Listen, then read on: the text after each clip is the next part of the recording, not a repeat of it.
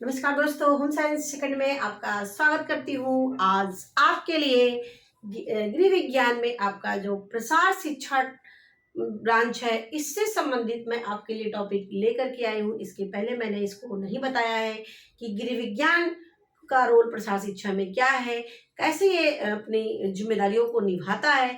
तो ये सब चीज़ें हम आपको बताएंगे और पूरे वीडियो में बने रहिएगा, क्योंकि जितने पॉइंट यहाँ पे लिखे गए हैं सारे पॉइंट आपके लिए वेरी वेरी इंपॉर्टेंट पॉइंट है। तो ये आपके लिए, चाहे आप कंपटीशन एग्जाम दे रहे हो या आप बीएससी या एमएससी कर रहे हो, बीए या एमए कर रहे हो, हर के लिए इम्पोर्टेंट है। इसके साथ साथ जो एग्रीकल्चर से बीएससी है उन्हीं के लिए भी इम्पोर्टेंट है, क्योंकि ये प्रसार शिक्षा जो टॉपिक है वहाँ पर भी पढ़ाया जाता है, वहाँ पर भी एक जो है सिलेबस में दिया गया है। तो चलते हैं अपने वीडियो की तरफ। सबसे पहले में यहाँ पे जानते हैं गृह विज्ञान प्रसार शिक्षा।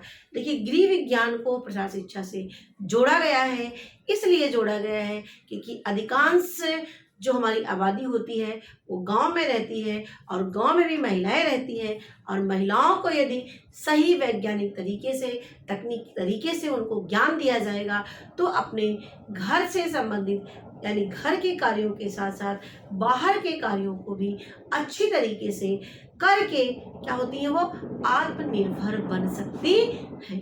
ठीक है, तो ये चीजें होती है, इसलिए प्रसार शिक्षा को गृह विज्ञान से जोड़ा गया है। लेकिन जो गृह विज्ञान विषय है इसके बारे में जानते हैं, थोड़ा सा उद्भव के बारे में यहाँ पे जान लेते हैं। वैसे हिस्ट्री मैंने पढ़ा दिया है, गृह प्रसार शिक्षा का इतिहास, लेकिन अभी गृह विज्ञान का इतिहास मैंने नहीं पढ़ाया है। वो भी मैं आपके लिए, क्योंकि आपका रिक्वेस्टेड टॉपिक है, वो भी मैं आपसे डिस्कस करूंगी। तो आज हमारा है गृह प्रसार शिक्षा, नहीं गृह विज्ञान प्रसार शिक्षा। यहाँ पे है विज्ञान होना चाहिए, गृह विज्ञान प्रसार शिक्षा का उद्भव। तो देखिए, आजादी के बाद जब सामुदायिक विकास कार्यक्रम की स्थापना हुई थी 1952 में, तभी से ही, उसके बाद से ही गृह विज्ञान को प्रसार शिक्षा से जोड़ा गया है। उसके पहले नहीं जोड़ा गया था, यानी लगभग 1952 के बाद ही गृह विज्ञान प्रसार शिक्षा हमारा आया। तो ठीक है, 1952 को सीडीपी योजना चलाई गई, यानी सामुदायिक विकास कार्यक्रम योजना चलाई गई। सामुदायिक विकास कार्यक्रम क्या है, ये सब जो है मैंने आपको वीडियो में बताया हुआ है, वो आप देख सकते हैं, प्लेलिस्ट में जा करके देख सकते हैं। देखिए, गृह विज्ञान को किससे जोड़ दिया गया कि गृह विज्ञान को कहाँ पढ़ाया जाए, तो ये कृषि विश्वविद्यालय से जोड़ दिया गया और अन्य राजस्त्रीय विश्वविद्यालय से जोड़ दिया गया। केंद्रीय विश्वविद्यालय में इसको जोड़ा गया एक विषय के रूप में। एक जैसे कि हमारी जो होम साइंस है उसकी 5 ब्रांच है, जैसा कि मैंने प्रसार शिक्षा के क्षेत्र में पढ़ाया ही है। इसमें से आपका प्रसार शिक्षा से भी एमएससी कर सकते हैं, इससे स्पेशलाइजेशन आप ले सकते हैं, और आहार एवं पोषण से हो सकता है, बाल विकास से हो सकता है, यानी 5 ब्रांच से आपका ले सकते हैं। तो ये गृह विज्ञान प्लस कृषि विश्वविद्यालय से, यानी गृह विज्ञान को अटैच कर दिया गया, किससे, कृषि विश्वविद्यालय जो होंगे वहाँ पर गृह विज्ञान पढ़ाया जाएगा। आपने देखा होगा सीएससी यूनिवर्सिटी है, नरेंद्र यूनिवर्सिटी है, जितनी पंतनगर यूनिवर्सिटी है, ये सब एग्रीकल्चर यूनिवर्सिटी है, वहाँ पर भी होम साइंस बहुत ब्रॉड लेवल पर 4 ईयर में पढ़ाया जाता है। तो ये गृह विज्ञान हमारा कृषि विश्वविद्यालय से अटैच कर दिया गया, अन्य विश्वविद्यालय से इसको जोड़ दिया गया कि ये विश्वविद्यालयों में गृह विज्ञान विषय, गृह विज्ञान प्रसार शिक्षा को पढ़ाया जाएगा। ठीक है, अब आता है हमारा होम साइंस को, यानी होम साइंस में प्रसार शिक्षा को जोड़ा गया। मैंने यहाँ पे बताया कि पहले तो कृषि विश्वविद्यालय यानी विश्वविद्यालय से अटैच किया गया, विश्वविद्यालय से अटैच होने के बाद होम साइंस में प्रसार शिक्षा को लाया गया। अब आते हैं हम जो गृह विज्ञान, वैसे कि आपने देखा होगा कि जो प्रसार शिक्षा होती है वह एक अनौपचारिक शिक्षा होती है। कहाँ दी जाती है, जैसे जो महिलाएं घर से बाहर नहीं जा सकती हैं, या बीच में उन्होंने अपनी पढ़ाई छोड़ दिया है, या किसी काम में लगी हुई हैं, जैसे पशुपालन, कृषि या अन्य कामों में, मुर्गी पालन, मछली पालन, या जो भी काम छोटे उद्योग, लघु उद्योग है, किसी भी काम में अगर वो लगी हुई हैं तो उनसे से ही संबंधित उनको क्या किया जाता है, ज्ञान दिया जाता है कि अपने काम को, यानी ये मछली पालन कर रही हैं, मुर्गी पालन कर रही हैं, छोटे छोटे उद्योग लगाए हैं, या सिलाई कढ़ाई जो भी से संबंधित वो काम कर रही हैं, उसी में उनको और परफेक्ट किया जाता है। जितना वो परफेक्ट होंगी उतना ही वो क्या होगा, उनका इनकम बढ़ेगा और वो सेल्फ डिपेंड हो पाएंगी, यानी उनका आत्मनिर्भरता बढ़ेगा और इससे उनके अंदर आत्मविश्वास पैदा होगा।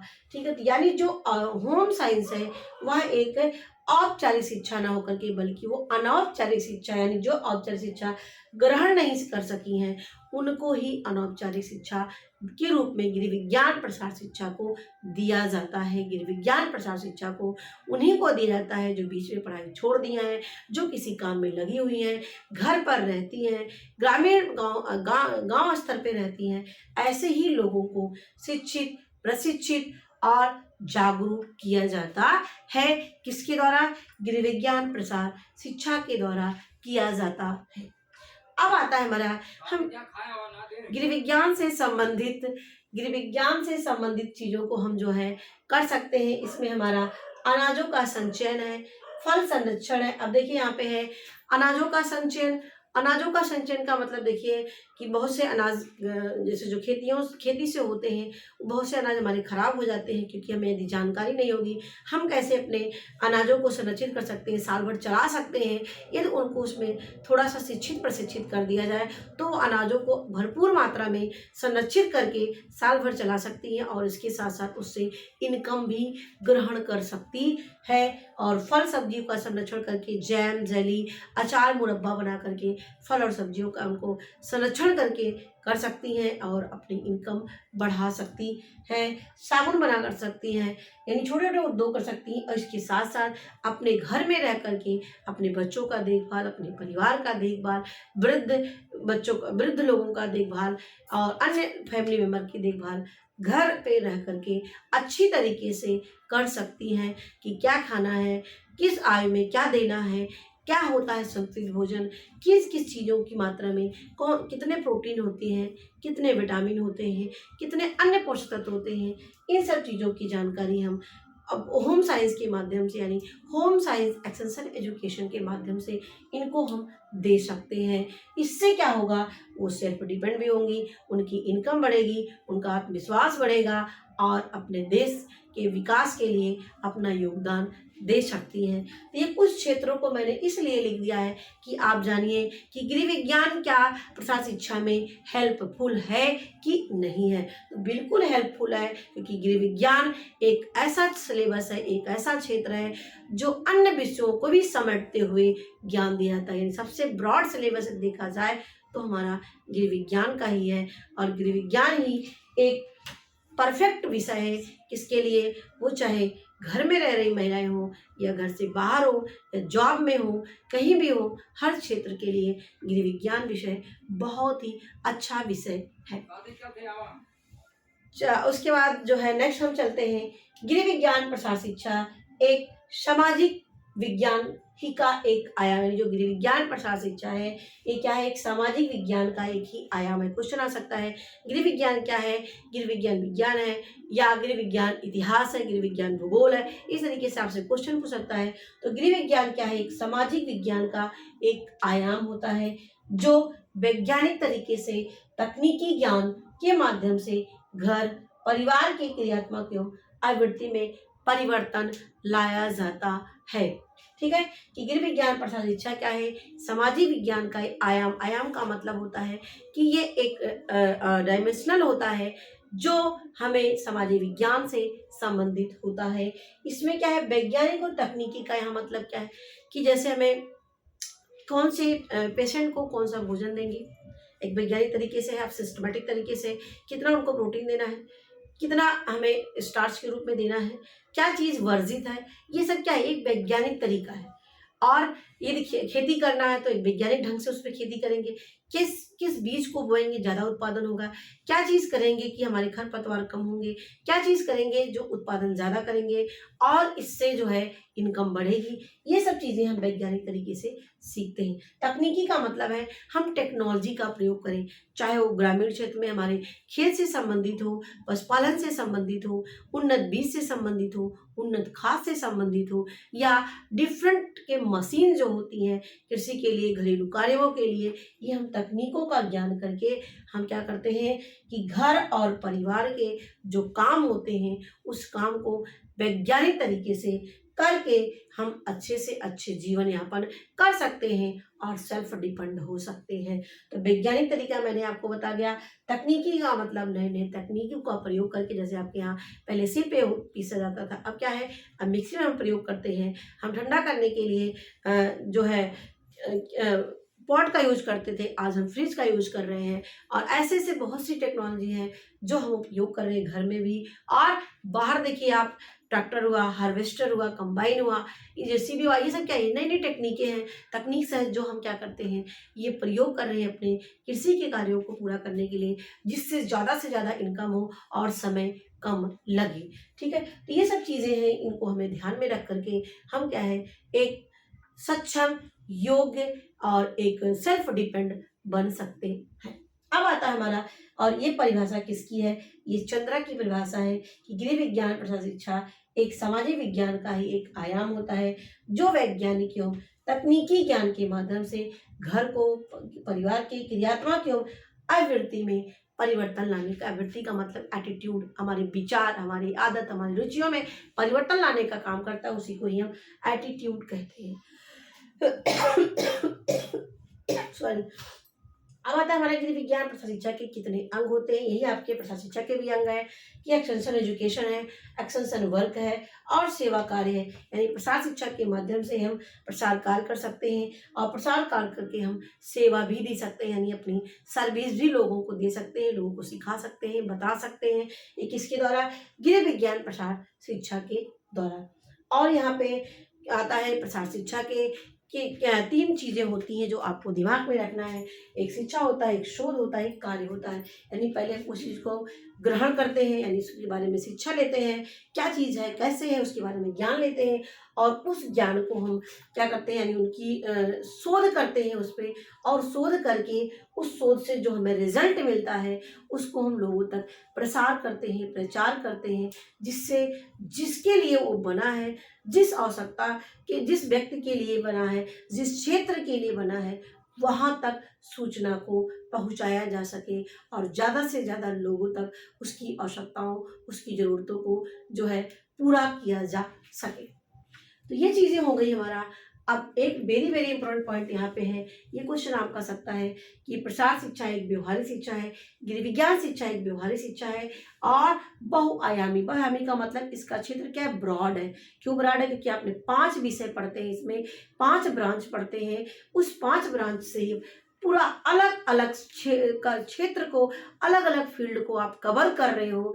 जैसे आप आहार एवं पोषण, यानी आहार से संबंधित भोजन पकाना, परोसना, सब्जियां, फल, सारी चीज़ों का आप अध्ययन करते हैं। और बाल विकास के अंतर्गत आप क्या करते हैं, बाल विकास में आप जो है बच्चों की देखभाल से लेकर प्रेग्नेंट लेडी के, लैक्टेटिंग मदर, यानी ऑल ओवर आप बच्चों, महिलाओं और अन्य स्तनपान कराने वाली माताओं के बारे में सारी जानकारी आप अध्ययन करते हैं। और उसी तरह गृह प्रबंध, यानी घर से संबंधित सारी ज्ञान आपको अध्ययन करते हैं उसमें। और इसके साथ साथ आपका प्रसार शिक्षा है। प्रसार शिक्षा क्या है, ये गांव के लिए शिक्षा होती है, ग्रामीण लोगों के लिए शिक्षा होती है, गांव में रहने वाले लोगों के लिए शिक्षा होती है, जो जिस कार्य में लगे हुए होते हैं उसी से संबंधित उनको क्या किया जाता है, उनको परफेक्ट किया जाता है, ट्रेंड किया जाता है, जिससे अपने कामों को वैज्ञानिक तरीके से, तकनीकों का प्रयोग करके वो कर सकें। तो इन 5 क्षेत्रों से इनका उपयोग करके बहुआयामी, इसीलिए इसको बताए गए मल्टी डायमेंशनल होते हैं। ठीक है, अनौपचारिक क्योंकि स्कूल से बाहर दी जाने वाली शिक्षा है, इसीलिए इसको क्या कहते हैं, ये अनौपचारिक शिक्षा होती है। अब आता हमारा आत्मनिर्भरता का सिद्धांत। देखिए, अब सिद्धांत का मतलब, यानी सिद्धांत किसे कहते हैं, सिद्धांत प्रिंसिपल जिसको हम कहते हैं अंग्रेजी में। सिद्धांत का मतलब है हम किन किन नियमों का पालन करते हैं, क्या क्या चीज़ें अपने हम इसमें समावेशित करते हैं, जिससे अपने हम प्रसार शिक्षा को ज़्यादा उद्देश्यपूर्ण बना सकें, ज़्यादा विकसित कर सकें, ज़्यादा लोगों तक अपनी संपर्क बना सकें।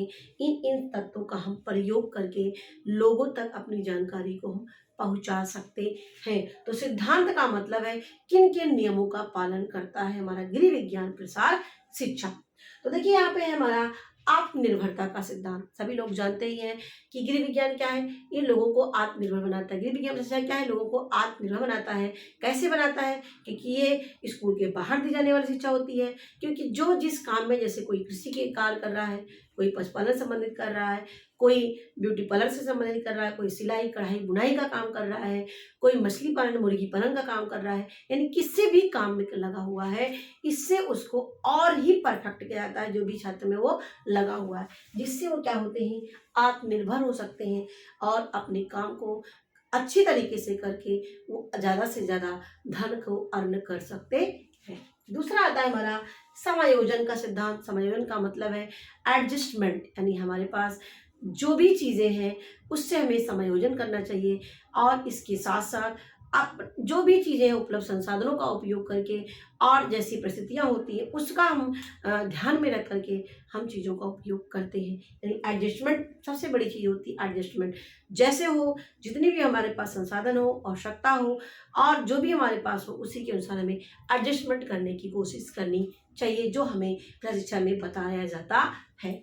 अब यहाँ पे हमारा सहभागिता का सिद्धांत। सहभागिता का मतलब है कि यह केवल अकेले शिक्षा नहीं देता है, बल्कि यहाँ पर कि जैसे हमारे गांव के मुखिया हो गए उनको भी शामिल किया जाता है, गांव के प्रधान, गांव के क्षेत्र पंचायत, जिला पंचायत के अध्यक्ष, यानी इनको इसलिए शामिल किया जाता है कि इनकी भी सहभागिता है, कि इनका भी रोल होता है कि इनको यदि शामिल करके काम को किया जाता है जिससे वो काम और ज़्यादा प्रभावपूर्ण होता है।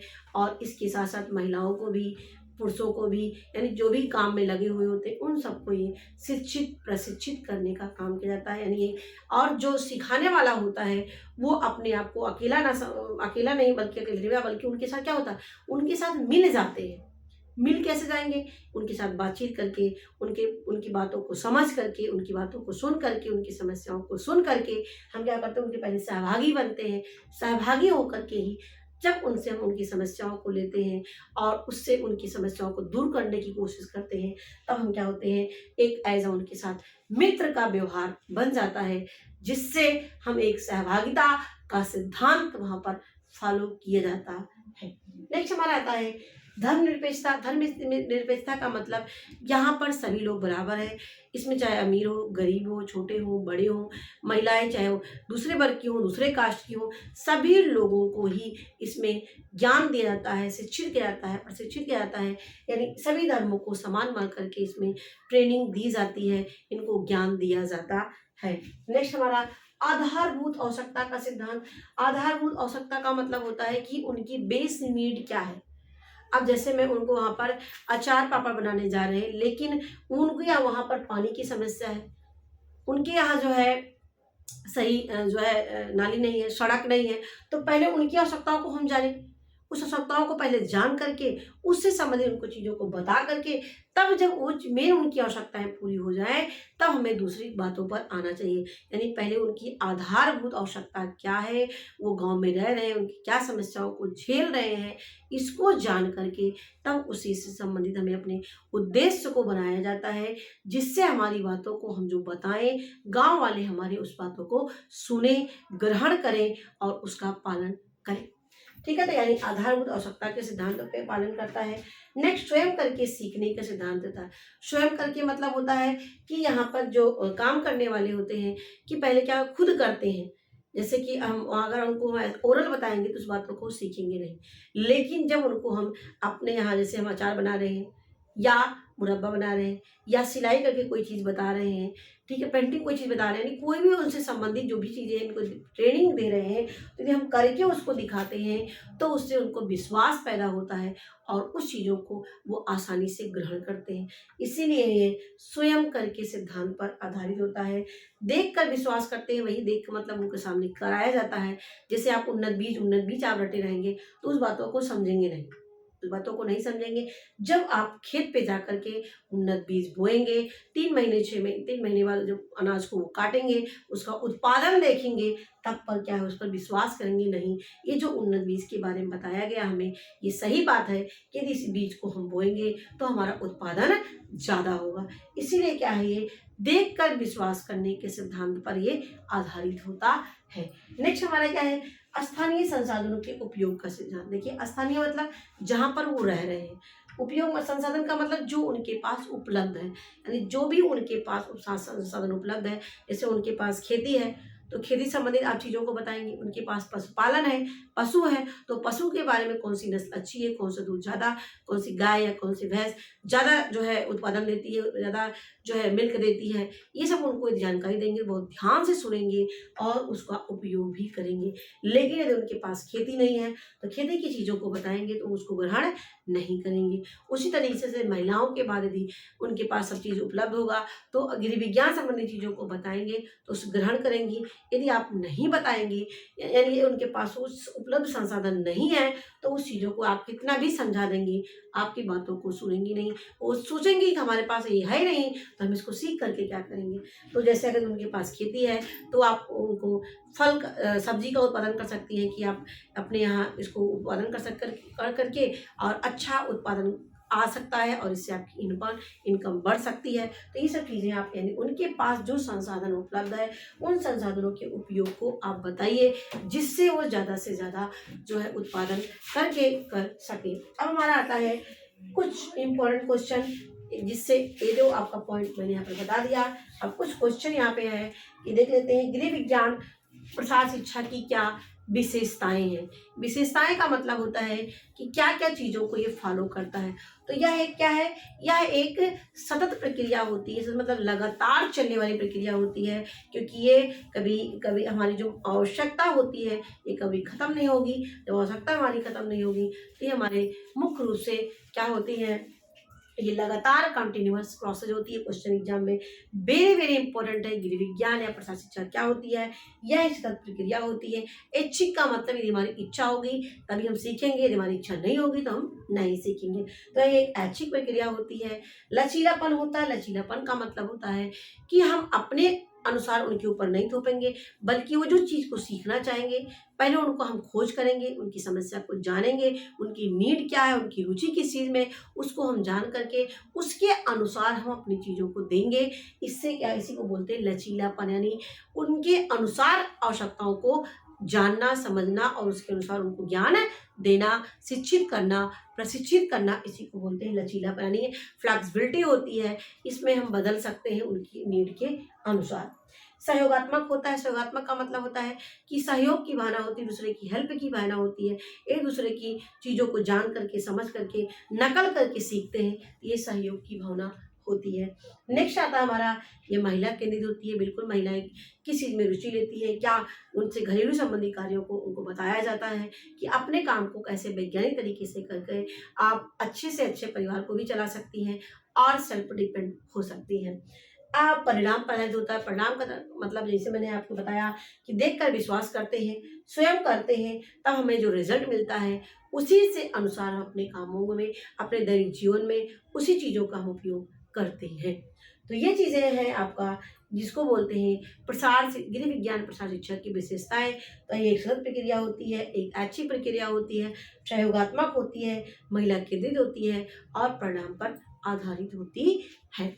अब यहाँ पे इम्पोर्टेंट क्वेश्चन क्या है, सीडीपी की स्थापना कब की गई। तो सीडीपी की स्थापना 1952 को की गई।